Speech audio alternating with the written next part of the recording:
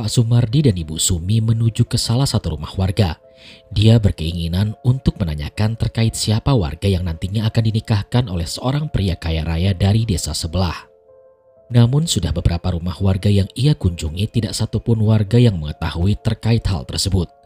Dan tiba saatnya mereka berdua menemui seorang wanita tua yang sedang menyapu halaman rumahnya seorang diri. Wanita tua tersebut tampak cuek tak kala Pak Sumardi dan Ibu Sumi menanyakan terkait keberadaan wanita yang nantinya akan dinikahkan oleh seorang pria kaya raya dari desa Tejokromo. Leher wanita tua tersebut dilapisi dengan kain. Sangat aneh bagi Ibu Sumi dan Pak Sumardi yang melihat pemandangan tidak biasa di salah seorang warga yang ada di desa Wongso ini. Entah mengapa keanehan di tiap orang memiliki perbedaan yang sangat aneh. Permisi Mbah.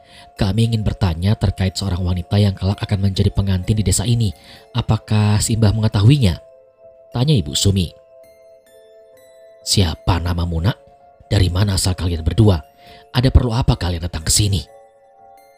Nama saya Sumi dan ini suami saya Sumardi. Kami berdua adalah seorang lebek yang mengurus terkait pernikahan dan kematian orang-orang yang ada di desa Tejokromo. Kalian lebek dari desa sebelah? Iya Mbah, betul. Wanita tua tersebut pun terdiam. Dia kemudian menatap satu persatu wajah dari Ibu Sumi dan Bapak Sumardi. Tatapannya penuh dengan ketidaksukaan terhadap mereka berdua. Namaku Suryani, panggil aja aku Mbah Sur. Baik Mbah Sur. Wajahnya yang semula penuh dengan pertanyaan kini berangsur-angsur menjadi wajah yang penuh dengan intimidasi terhadap lawan pembicaranya. Siapa yang menjadi ngunduh ciwo selanjutnya? Tanya wanita tua tersebut. Pak Sumardi dan Ibu Sumi saling menatap. Mereka tidak mengerti maksud dari kalimat wanita tua itu. Yang mereka tahu dalam istilah pernikahan di sukunya, ngunduh manten adalah sebuah kalimat yang tepat. Namun dengan perkataan yang baru saja diucapkan oleh wanita tua itu, Ibu Sumi dan Pak Sumardi hanya terdiam.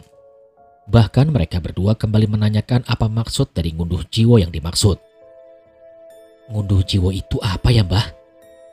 Namun tidak ada jawaban yang terucap dari mulut wanita tua tersebut. Ia hanya memalingkan wajahnya ke bagian kanan dan kiri sekitaran rumah-rumah warga. Pak Sumardi dan Ibu Sumi hanya menunggu jawaban yang mungkin saja akan menjadi kunci utama untuk mengungkapkan kebusukan yang sudah terjadi selama bertahun-tahun ini. Mari masuk, pinta wanita tua itu. Pak Sumardi dan Ibu Sumi pun mengikuti perintah yang disampaikan wanita tua itu. Mereka berdua segera memasuki rumah sederhana yang dindingnya terbuat dari anyaman bambu.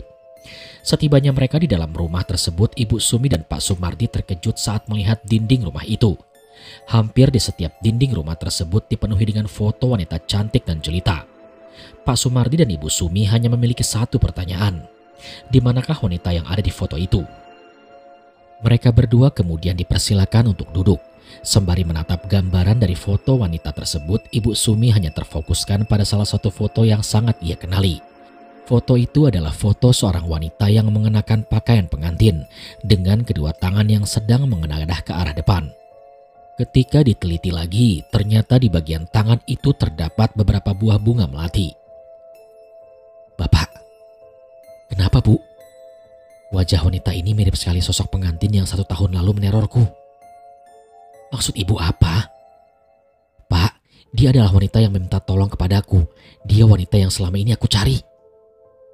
Wanita itu, dia seperti sosok pengantin yang kita temui. Tidak berselang lama, si wanita tua yang dipanggil Simbah tersebut hadir sembari membawakan hidangan berupa makanan dan minuman. Ibu Sumi langsung merasa canggung. Ia menganggap dirinya sudah berlebihan terhadap apa yang sudah terjadi lama terhadap dirinya sendiri. Langkah kaki Simbah itu menuju ke sebuah meja kayu dengan ukuran setinggi paha orang dewasa. Ia pun meletakkan hidangan itu dengan penuh hati-hati. Tidak disangka, buah pikiran yang baru saja diucapkan oleh Ibu Sumi didengar oleh Simbah. Dia adalah anakku, ucap Simbah itu. Sebentar, maksud Mbah gimana? Tanya Ibu Sumi. Ibu Sumi memperhatikan gerak-gerik si wanita tua itu. Ia pun kemudian terduduk di sebuah kursi yang mampu menghadap keduanya secara langsung. Salah satu tangannya masuk ke dalam kantung baju. Sepertinya ada sesuatu yang ingin ia beritahu terkait apa yang selama ini menjadi sesuatu yang ditakutinya. "Bunga ini," ucap Simbah itu sembari menunjukkan bunga melati kepada Pak Sumardi dan juga Ibu Sumi. "Bunga ini adalah lambang dari ketulusan cinta seorang wanita yang bernama Rahayu." Ibu Sumi dan Pak Sumardi pun mendengarkan awal mula terjadinya ngunduh jiwo. "Dia adalah anak yang baik, anak yang penuh dengan kesetiaan. Cintanya benar-benar setulus sutra. Tapi sayang, dia harus menjadi korban dari perias pengantin itu." Ternyata awal mula terjadinya ngunduh jiwo adalah saat di mana anak dari Mbah Sur yang bernama Rahayu didatangi oleh 4 orang asing yang bermaksud ingin menjadikan Rahayu sebagai calon menantunya. 2 dari ke-4 orang tersebut memiliki ikatan darah, sedangkan sisanya bukanlah pasangan suami istri, melainkan sebuah pasangan yang hanya dijadikan sebagai wadah ritual. Jelas Mbah Sur. "Aku tidak memahami akan penjelasan Mbah Sur. Mbah Sur boleh jelasin lebih detail?" Tepatnya saat di mana Rahayu akan dipersunting oleh salah seorang pria yang bahkan belum dikenalinya sama sekali. Rumah kami didatangi oleh 4 orang asing. 2 dari mereka mengaku sebagai pasangan, sedangkan sisanya adalah seorang ibu dan juga anak. Ibu Sumi mulai memahami penggambaran yang diberikan oleh Mbah Sur terkait dengan latar belakang terjadinya ngunduh jiwo yang sudah memakan lebih dari 8 korban dalam 1 tahun terakhir. "Mereka meminta kepadaku untuk mengikhlaskan Rahayu agar bisa dipersunting oleh seorang pria yang bernama Bagus." Mbah Sur saat itu tidak mengenal siapa mereka semua. Yang mereka tahu salah satu dari mereka berempat adalah orang yang memiliki nama di desa Tejokromo. Dia adalah Bunda Melati, orang yang dikenal karena kemajuan usahanya yang begitu sangat pesat. Saking pesatnya dia membuka usaha lain seperti perias pengantin yang nantinya akan menjadi usaha terbesar bagi kehidupannya. Pemaksaan yang dilakukan oleh Bunda Melati yang menginginkan gadis perawan bernama Rahayu ini sempat memperoleh kecaman dari Mbah Sur. Namun tetap saja, keberadaan mereka tidak menguntungkan saat itu. Bunda Melati terus memberikan banyak penawaran terhadap Rahayu dan juga termasuk kepada Mbah Sur. Mereka berdua diberikan penawaran dengan nilai yang cukup fantastis, di mana saat nantinya Rahayu akan dinikahkan oleh anaknya, Bunda Melati akan menjamin mensejahterakan kehidupannya dan juga kehidupan keluarganya yang lain. Akan tetapi tiba saat di mana 7 hari sebelum pernikahan dimulai, Rahayu selalu diperintahkan oleh Bunda Melati untuk mengunjungi rumah seorang perias pengantin yang bernama Biimah. Di sana juga Bunda Melati meminta kepada Rahayu untuk memakan bunga melati, yang kesannya harus mengikuti kebiasaan yang dilakukan oleh Bunda Melati dalam kesehariannya. Selain harus memakan bunga melati yang akan menjadi kebiasaan terbarunya, Rahayu juga diminta untuk menyisir rambutnya yang sudah diberi serat bunga melati. Permintaan tersebut langsung disampaikan oleh Bunda Melati melalui perias pengantinnya. "Anakku selalu memakan bunga melati tiap pagi dan menyisir rambutnya secara terus-menerus, sampai akhirnya teror yang mengerikan pun terjadi saat itu juga," jelas Mbah Sur. Mbah Sur masih belum melupakan kenangan mengerikan saat di mana dia melihat dengan jelas sosok demit pengantin yang merasuki tubuh anaknya secara perlahan. Rahayu selalu mengamuk-ngamuk di hari-hari menjelang pernikahannya. Dia hanya memakan bunga melati di setiap pagi, siang, dan menjelang tidur. Aku sendiri pernah mendapati demit pengantin itu hadir tepat di belakang tubuh Rahayu saat dia sedang menyisiri rambutnya. Bisa dibilang sosok demit pengantin itu akan merasuki tubuh korbannya secara perlahan-lahan dengan media bunga melati yang diberikan oleh Bunda Melati kepada Biimah, lalu diserahkan kepada calon tumbal. Sosok tersebut akan merasuki tubuhnya sampai hari pernikahan tiba. Mbah Sur terus menceritakan perjalanan Rahayu hingga detik-detik di mana hari pernikahan akan tiba. Dirinya pun menyaksikan banyak kejanggalan saat hari pernikahan Rahayu dengan seorang pria yang bernama Bagus. Dan saat pernikahannya tiba, Mbah Sur merasa ada yang tidak beres. Keluarga dari mempelai pria hanya bisa dihitung dengan hitungan jari, sedangkan orang-orang yang berada di pihaknya melebihi dari mempelai pria. Dengan perbedaan jumlah seperti ini, Mbah Sur terlihat ada yang tidak beres dengan praktik pernikahan yang dilakukan oleh keluarga dari Bagus itu sendiri. Kejanggalan lainnya adalah saat pernikahan tiba. Orang-orang yang menikahkan Rahayu dan juga Bagus adalah dari keluarganya sendiri. Orang tersebut adalah pria asing yang selalu bersama dengan Bunda Melati. Bukan hanya itu saja, setelah akad nikah diucapkan, kesurupan massal pun terjadi saat pernikahan Rahayu dan juga Bagus telah usai. Total sebanyak 10 orang dari pihaknya mengalami kesurupan massal dan mengamuk-ngamuk tidak jelas. Kekacauan pun tergambarkan dengan sangat jelas. Mbah Sur hanya bertanya-tanya, mengapa dirinya tidak terkena gangguan itu. Ia berpikir bahwa Bunda Melati telah menyiapkan ini semua. Mereka menjadikan ke-10 orang ini benar-benar kehilangan akal untuk menutupi semua aib-aib buruknya selama pernikahan antara Rahayu dan Bagus berlangsung. Dan lagi-lagi, orang yang mampu menenangkan dan menyelesaikan masalah itu semua adalah Bunda Melati. Bunda Melati memberikan bunga melati dan menyuruh kepada orang yang sedang mengalami kesurupan itu untuk memakannya. Dengan sangat terpaksa, sebanyak 10 orang yang mengalami kesurupan harus menelan mentah-mentah bunga melati tersebut. Ibu Sumi masih tidak percaya dengan tragedi semacam itu. Oleh karena itulah dirinya merasa ada yang janggal. Karena dia dan juga suaminya adalah seorang lebe, mana mungkin dirinya tidak mengetahui akan pernikahan yang terjadi di sekitaran desa Tejokromo. Kami ingin bertanya, apakah pernikahan mereka sengaja ditutup-tutupi? Tanya Ibu Sumi kepada Mbah Sur. Benar, mereka menutupi itu semua. Mereka tidak ingin jika praktik ilmu hitamnya terbongkar. Karena itulah, orang yang mengetahui semua ini adalah orang-orang yang selamat dalam pernikahan itu berlangsung. Jelas Mbah Sur. Sebentar Mbah, hanya orang-orang yang selamat. Maksudnya? Tanya Pak Sumardi. Mereka yang mendatangi pesta pernikahan itu rata-rata akan kehilangan akalnya. Apakah kau tahu kenapa di desa ini tidak ada yang tahu tentang pernikahan tersebut? Ibu Sumi dan Pak Sumardi saling menatap satu sama lain. Mereka belum memahami apa yang menjadi teka-teki dari pernikahan yang dilakukan oleh keluarga dari Bunda Melati. Mereka semua tidak akan bisa menjawab akan hal itu karena saat tragedi berlangsung, akal mereka dihilangkan sementara. Jadi ketika kesurupan itu berlangsung, gunanya adalah benar untuk menghilangkan pikiran mereka agar tidak bisa membocorkan praktik pernikahan yang dilakukan oleh keluarga iblis itu. Obrolan pun terhenti sejenak. Mbah Sur memegang tangan Ibu Sumi. Dengan tatapan yang sudah berkaca-kaca, Mbah Sur mengatakan sesuatu kepada Ibu Sumi. Aku ingin menunjukkan sesuatu kepada kalian berdua, ucap Mbah Sur. Apa itu Mbah? Tanya Ibu Sumi.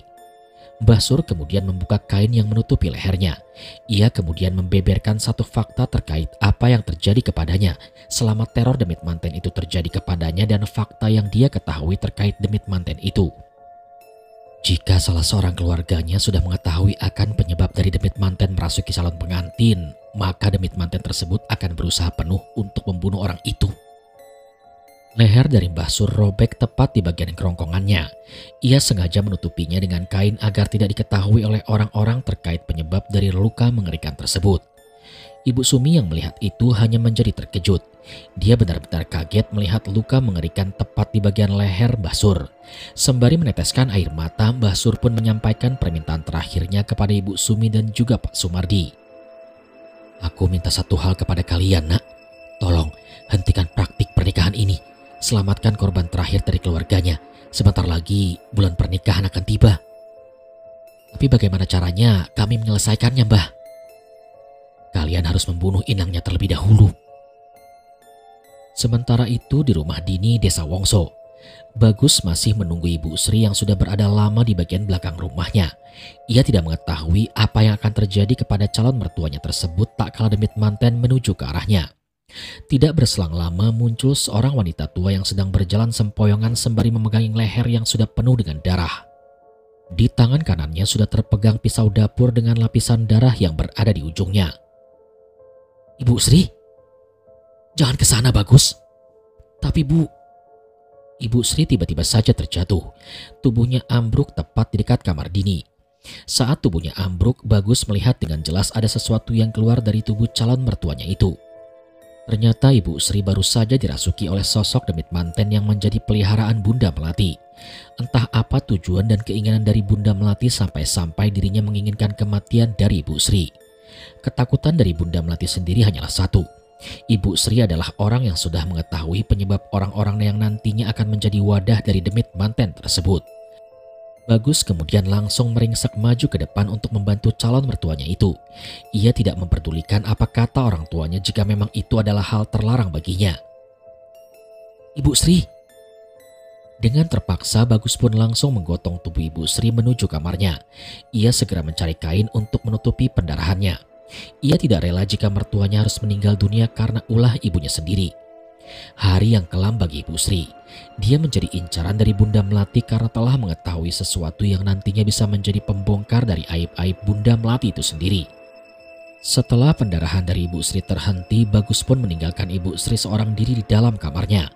Kehadiran Bunda Melati ternyata memberikan sebuah peringatan kepada Ibu Sri untuk tidak mencampuri keinginannya, perihal keingintahuannya terkait apa yang nantinya terjadi kepada putri kesayangannya, yaitu Dini. Sebelum meninggalkan rumah Ibu Sri, Bunda Melati berjalan ke arah kamar Dini. Ia kemudian membuka pintu kamar Dini. Saat pintu kamar terbuka, Bunda Melati langsung tersenyum begitu menatap cermin. Dia sedang melihat seorang pengantin sedang merapikan rambutnya dengan menggunakan sisir yang sudah dilapisi dengan serbuk melati. "Tinggallah di sini lebih lama sampai hari pernikahan tiba, Rahayu. Sebentar lagi aku akan mendapatkan penggantimu," ucap Bunda Melati. Mereka pun pergi meninggalkan Ibu Sri seorang diri di dalam rumah. Sembari berjalan ke arah mobil, Bunda Melati pun menaburkan melati ke sekitaran jalanan. Ia merasa jika hari ini sangatlah indah. Ia bisa melihat tetesan darah yang bercampur dengan harumnya bunga melati. Suatu saat, melati-melati ini akan berubah warna menjadi merah merona. Layaknya darah, setiap orang yang terikat akan terperangkap. Sementara itu Ibu Sri masih terkapar di tempat tidurnya. Dia menyadari bahwa pernikahan yang nantinya akan dilakukan oleh anaknya dengan seorang pria yang bernama Bagus tidak akan berjalan dengan mulus. Orang tua Bagus hanya menginginkan Dini sebagai wadah dari demit manten yang tiap tahun atau tiap kali anaknya menikah, demit itu akan menjadikan istrinya sebagai wadah. Kendala terbesar yang nantinya akan dihadapkan oleh Ibu Sri adalah pembuktian terhadap kejahatan yang dilakukan oleh Bunda Melati kepada keluarganya. Ia sama sekali tidak menyangka bahwa semua teror yang terjadi kepadanya merupakan satu dari banyaknya serangkaian rencana yang sudah dipersiapkan oleh keluarga dari Bunda Melati. Kini Ibu Sri hanya bisa memegangi lukanya sembari melihat langit-langit kamar. Ia juga tidak peduli jika nantinya akan ada teror semacamnya. Ia tampak lelah dan tidak bergairah lagi untuk menjalani kehidupan yang penuh dengan kebohongan. Namun hati kecilnya menangis. Dia merasa telah gagal untuk memberikan kebahagiaan kepada anaknya sendiri. Terlebih lagi keluarganya adalah orang biasa. Rakyat kecil yang sedang memberikan kebahagiaan kepada anak perempuannya. Saat dimana Ibu Sri sedang memikirkan sesuatu yang tidak-tidak, dia berencana untuk mencari cara agar bisa menghentikan ini semua dengan cepat. "Sisir dan melati," ucapnya sambil meneteskan air mata. Perlahan ia pun membangkitkan tubuhnya yang masih terlentang di kasur. Ia berusaha menarik semua beban rasa sakitnya. Bagian kepala yang sudah terluka kini berganti dengan bagian leher yang memiliki luka dengan fatal. "Aku harus membakar semuanya." Ibu Sri menengok ke arah jendela kamarnya. Masih ada waktu untuk bisa menghentikan ini semua. Dia hanya membakar semua melati dan sisir pemberian dari perias pengantin yang memberikan efek teror mematikan kepadanya. Matahari sudah sedikit meredup. Cahayanya benar-benar kehangatan tapi tidak bagi hati dan pikiran yang semakin panas seperti terbakar oleh amarah dendam yang sangat menggebu-gebu. Sembari memegangi lehernya, Ibu Sri mengangkat satu persatu kakinya dan memindahkannya ke bagian bawah kasur. Ia berencana untuk keluar dari kamarnya dan bertujuan untuk menuju ke kamar Dini. Saat Ibu Sri membuka pintu kamarnya, ia terkejut dengan kehadiran dua orang asing wanita yang sudah terduduk di ruang tamu. Dua orang wanita tersebut langsung menundukkan kepalanya sebagai tanda penghormatan kepada Ibu Sri. "Siapa kalian?" "Saya perias pengantin yang ditugaskan oleh Bunda Melati untuk membawa anak ibu ke tempat kami. Sudah 2 hari rasanya dia tidak pernah kembali. Kami ingin melihat wajah cantiknya dan menyesuaikan lagi dengan riasan yang kami sandingkan untuk pesta pernikahan nanti." "Tidak, saya tidak menyetujui pernikahan ini." Dua orang wanita itu adalah Biimah dan juga Cici. Keduanya berencana untuk mengambil Dini kembali dirias nanti saat pesta pernikahan tiba. Cici dan Biimah hanya tersenyum. Dia mengetahui akan sesuatu yang tidak bisa diterima oleh Ibu Sri terhadap apa yang memang tidak diketahui oleh anaknya, yaitu Dini. Mereka pun terus beradu argumen. Ibu Sri tetap kekeh untuk tidak menikahkan anaknya dengan Bagus. Ia tahu betul bahwa orang tua Bagus hanya memperalat keluarganya dan berkeinginan untuk menjadikan Dini sebagai salah satu dari tumbal mereka. Perdebatan itu pun akhirnya memuncak. Ibu Sri meminta kepada Bi Imah dan juga Cici untuk pergi dari rumahnya. Ia bahkan tidak segan untuk mengusirnya dengan cara melempari keduanya dengan menggunakan benda-benda yang ada di sekitarannya seperti sapu dan lain-lain. Perlakuan dari Ibu Sri pun membuat Bi Imah naik pitam. Ia kemudian mengancam Ibu Sri untuk membuatnya menjadi menderita sampai ajal menjemputnya. Mendapatkan ancaman seperti itu, Ibu Sri justru melawan. Ia tidak takut jika dirinya menderita asalkan kebahagiaan akan dimiliki oleh anaknya yaitu Dini. Bi Imah dan Cici pun akhirnya mengalah. Ia memilih untuk pergi dari rumah Ibu Sri dibanding harus membuat keributan yang tak layak dan menjadi tontonan warga sekitar. Mereka berdua akhirnya meninggalkan rumah Ibu Sri. Namun setelah mereka berdua keluar dari rumah, keduanya kembali mendapatkan umpatan serta cacian dari mulut Ibu Sri yang tidak bisa mengontrol dirinya. "Kalian semua pengabdi setan. Kalian semua sengaja menjadikan anakku sebagai korban pesugihan. Nyala dari sini bajingan." Perkataan itu membuat Bi Imah dan Cici tersenyum. Senyumannya seperti menandakan akan nada rencana selanjutnya untuk menyingkirkan wanita tua yang menjadi penghalang bagi keinginan tuannya. Jika memang sudah seperti itu, maka Ibu Sri akan berhadapan dengan maut seperti apa yang Bi Imah dan Cici pikirkan setelahnya. Ibu Sri masih memegangi kepalanya. Ia masih merasakan rasa sakit yang begitu kuat di bagian kepala. Rasa sakit yang bersamaan juga terjadi di bagian leher. Setelah dirinya tidak bisa mengontrol diri dan memaki-maki seorang pria pengantin suruhan Bunda Melati, leher dari Ibu Sri kembali merasakan sakit. Ia hanya bisa bersandar di depan rumah sembari menunggu Dini dan juga suaminya. Dan tidak berselang lama, Pak Tejo dan juga Dini pun kembali ke rumah. Mereka berdua terkejut saat mendapati Ibu Sri sedang bersandar di pintu rumah dengan rambut yang sudah acak-acakan. Ditambah dengan luka di bagian leher, Dini dan Pak Terjo pun mulai khawatir dengan keadaan dari Ibu Sri yang terus-menerus mendapatkan hal-hal aneh jika ditinggalkan di rumah sendirian. "Bu, Ibu kenapa?" tanya Pak Terjo. Ibu Sri hanya menangis. Ia memeluk suaminya dan juga anaknya yang menjadi tempat untuk berlabuhnya ketenangan di dekatnya. Air mata benar-benar mengalir dengan deras. Perasaan kecewa dan sakitnya benar-benar tertampakkan saat itu juga. Pertanyaan besar pun menyelimuti Pak Terjo dan juga Dini. "Leher Ibu kenapa, Bu?" tanya Dini. Ibu Sri pun langsung menatap tajam ke arah anaknya. Kemudian ia memegangi ke arah baju anaknya sambil berkata, "Demit manten itu ada di rumah kita. Mereka berniat menumbalkanmu dan menjadikanmu sebagai wadah," jelas Ibu Sri. "Wadah?" tanya Dini dengan heran. Ibu Sri pun langsung melihat banyak melati yang berserakan tak jauh dari depan rumahnya. Ia kemudian mengambil melati-melati itu seperti orang kesetanan dan juga menunjukkannya kepada Dini. Ini adalah perkaranya. Pria pengantin itu telah menjebak kita. Dia ingin membunuh Ibu dengan ini," ucap Ibu Sri sembari menunjukkan bunga melati itu kepada Dini. Dini kemudian hanya terdiam. Ia mengambil bunga tersebut. Matanya seperti terhipnotis untuk memakan bunga itu. Perlahan Dini menelan ludahnya seperti menelan dahaga lapar yang sudah ditunggu-tunggu olehnya. "Itu makananku, Bu," ucap Dini. Dini pun membuka mulutnya lebar-lebar. Ia kemudian mengarahkan melati itu ke dalam mulutnya sebelum akhirnya Ibu Sri mengambil terlebih dahulu bunga melati yang ingin dimakan oleh Dini. "Jangan kau makan bunga ini. Ini harus dibakar. Sisir yang kau gunakan juga harus dibakar," jelas Ibu Sri. Dini yang mengetahui hal itu langsung marah. Ia kemudian berusaha untuk mengambil paksa bunga melati yang sudah berpindah tangan darinya. Sedangkan Ibu Sri ia menginjak bunga melati tersebut tepat di hadapan anaknya sendiri. "Gara-gara ini leherku jadi terluka. Dan gara-gara ini kehidupanku juga jadi hancur." Pak Terjo dan Dini hanya terdiam sambil melihat tingkah Ibu Sri yang sangat emosi terhadap bunga melati yang tersebar di halaman rumahnya. Keduanya masih belum paham apa yang terjadi kepada Ibu Sri. Namun dari raut wajahnya penuh dengan kekesalan.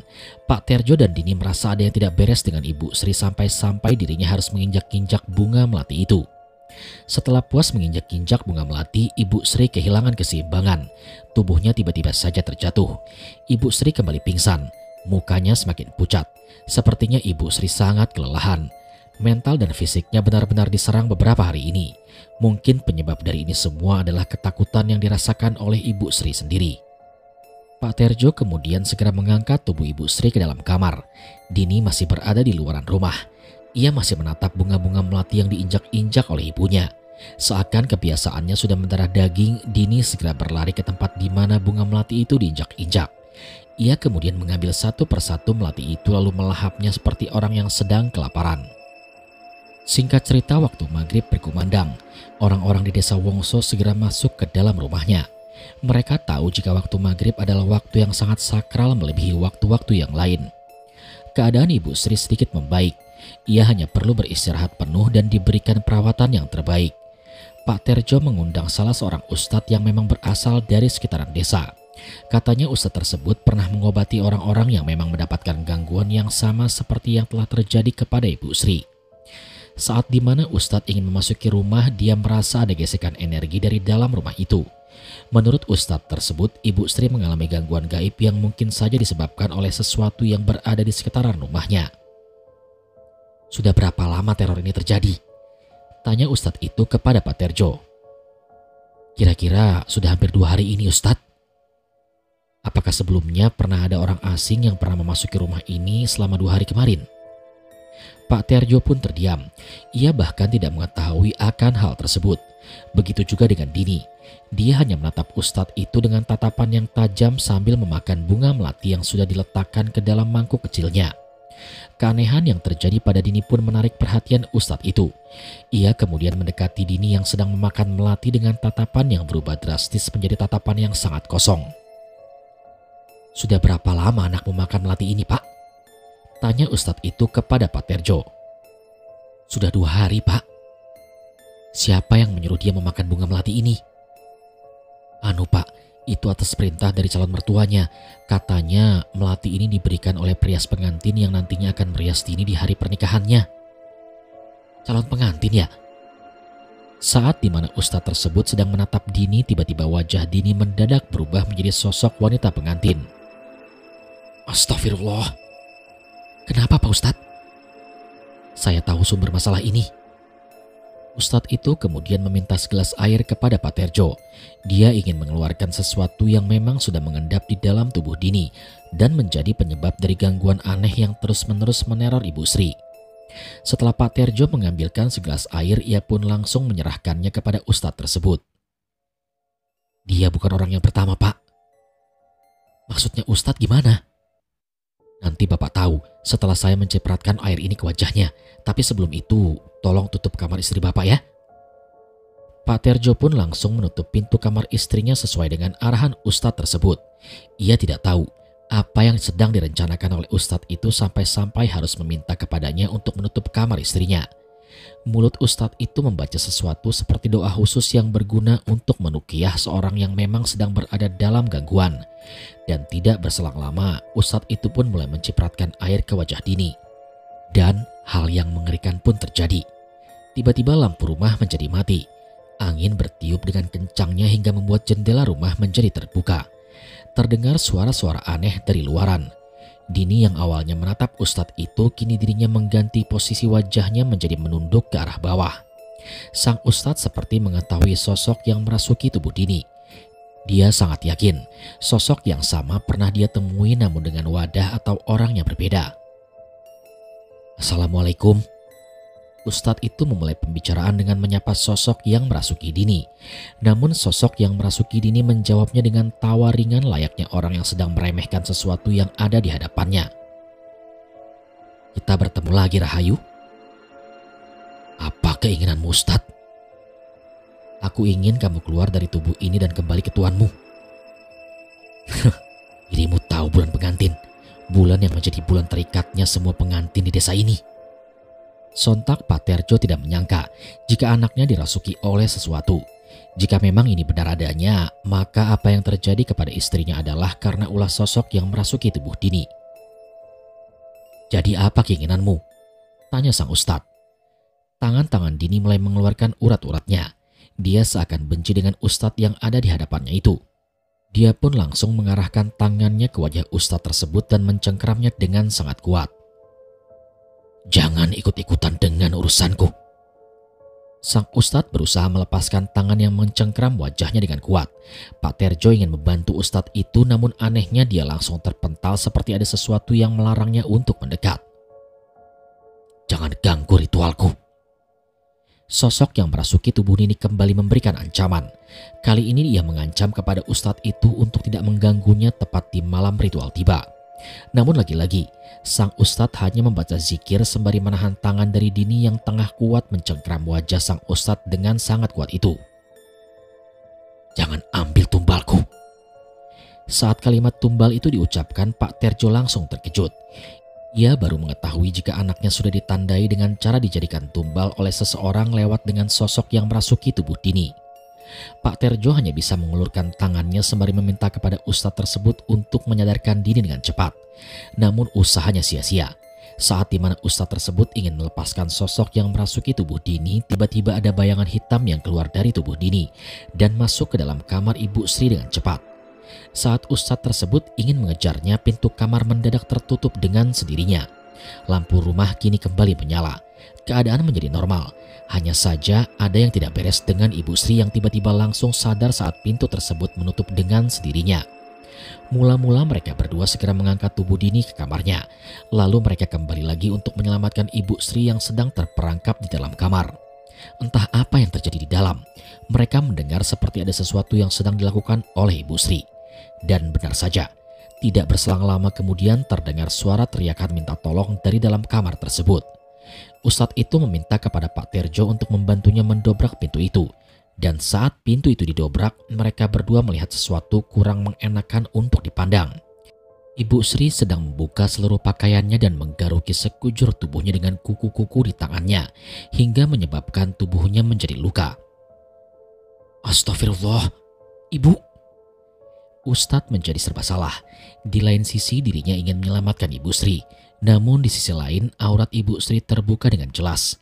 Untuk menyelesaikannya, Pak Tejo pun segera memakaikan lagi pakaian yang sudah dilepas oleh Ibu Sri untuk nantinya dapat dengan mudah ustadz tersebut masuk ke dalam untuk mengeluarkan sosok yang sedang berpindah wadah ke dalam tubuh Ibu Sri. Malam itu sang ustadz segera menenangkan keadaan. Dirinya seperti terbawa ke masa lalu saat berusaha menyelamatkan seseorang yang kasusnya sama seperti apa yang terjadi kepada Dini dan juga Ibu Sri. Setelah selesai, sang ustadz pun pamit untuk pulang. Ia meminta kepada Pak Terjo untuk mengelilingi rumahnya setiap pagi, siang, dan menjelang maghrib. Jika ada bunga melati yang berserakan segera diambil dan segera dibakar.